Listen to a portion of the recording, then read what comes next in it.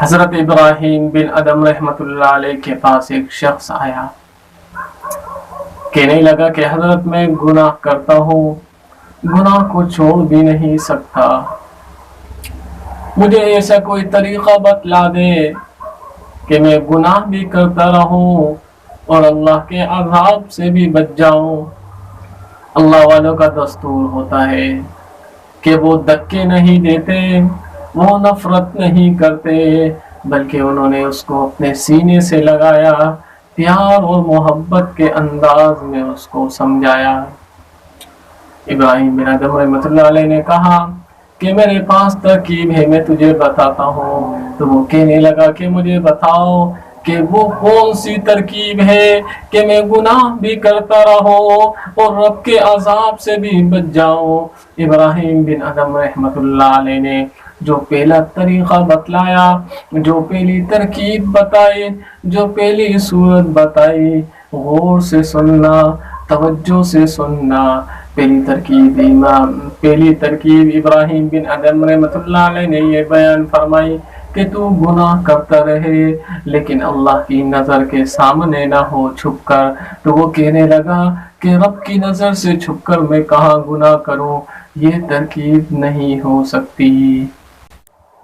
ابراہیم بن ادم رحمۃ اللہ علیہ نے کہا چلو پہلی ترکیب تجھے سمجھ میں نہیں آئی، وہ تو نہیں کر سکتا، دوسرا طریقہ تجھے بتاتا ہوں، دوسری صورت تجھے بتاتا ہوں۔ فرمایا بتاؤ، جلدی سے بتاؤ، وہ طریقہ بتاؤ کہ میں گناہ بھی کرتا رہوں اور رب کے عذاب سے بھی بچ جاؤں۔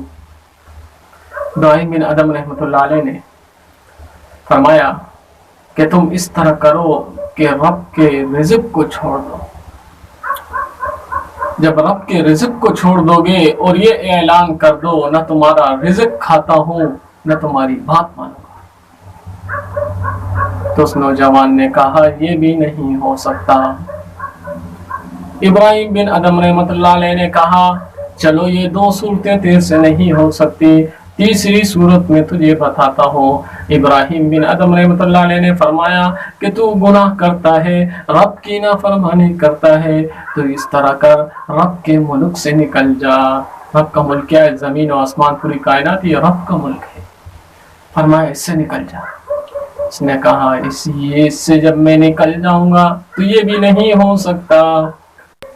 ابراہیم بن ادم رحمۃ اللہ علیہ نے فرمایا چوتھی ترکیب میں تجھے بتاتا ہوں، اس لیے کہ تو کہتا ہے کہ میں گناہ کروں اور رب کے عذاب سے بھی بچ جاؤں۔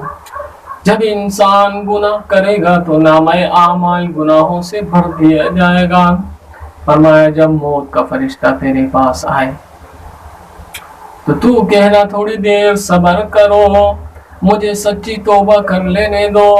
فرمایا وہ شخص کہنے لگا کہ موت کا فرشتہ تو صبر نہیں کرے گا، جس سانس میں موت آنی ہے اس سے اگلا سانس بندہ نہیں لے سکتا۔ قرآن کریم کے اندر اللہ رب العزت ارشاد فرماتے ہیں اذا جاء اجلهم فلا يستأخرون ساعة ولا يستقدمون۔ دوسری جگہ فرمایا فلا يستطيعون توصية ولا إلى أهلهم يرجعون۔ وصیت کی بھی فرصت نہیں ہوگی۔ فرمایا یہ بھی نہیں ہو سکتا۔ پھر ابراہیم بن ادم رحمۃ اللہ علیہ نے فرمایا چلو پانچویں ترکیب میں آپ کو بتاتا ہوں۔ فرمایا پانچویں ترکیب اور صورت اور طریقہ یہ ہے کہ جب تیرے پاس منکر نکیر آئے اور تجھ سے پوچھے، سوالات اور جوابات پوچھے، تو اس کو کہہ دینا کہ نکل جاؤ باہر میری قبر سے۔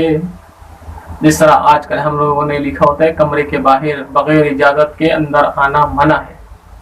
فرمایا تم بھی کر دو اس طرح۔ کہا یہ بھی نہیں ہو سکتا۔ فرمایا کہ چھٹی اور سب سے آخری ترکیب اور صورت اور طریقہ یہ ہے جب تیرے گناہ رب کے سامنے پیش ہوں گے اور رب حکم دیں گے لے جاؤ اس شخص کو جہنم، تو فرشتے جب لے کر چلیں گے تو فرشتوں کے سامنے کھڑا ہو جانا اور ضد کرنا کہ میں نہیں جاتا ہوں۔ تو اس وقت اس نے کہا کہ فرشتوں کے سامنے کون کھڑا ہو سکتا ہے، میری کیا حیثیت ہے کہ میں فرشتوں کو کہوں کہ میں جہنم نہیں جاتا۔ اور جب اس نے کہا کہ میری کیا حیثیت فرشتوں کے سامنے، اس وقت ابراہیم بن ادم رحمت اللہ علیہ نے اس کو ٹوکر لگائی، کہا اے دوست جب تو ان میں سے کچھ بھی نہیں کر سکتا تو رب کی نافرمانی کیوں کرتا ہے؟ تو اس وقت اس نے کہا حضرت مجھے بات سمجھ میں آ گئی۔ یہ ہوتا ہے طریقہ سمجھانے کا اللہ والوں کا، بڑے پیارے انداز میں بڑی محبت اور شفقت سے اس طرح سمجھاتے ہیں۔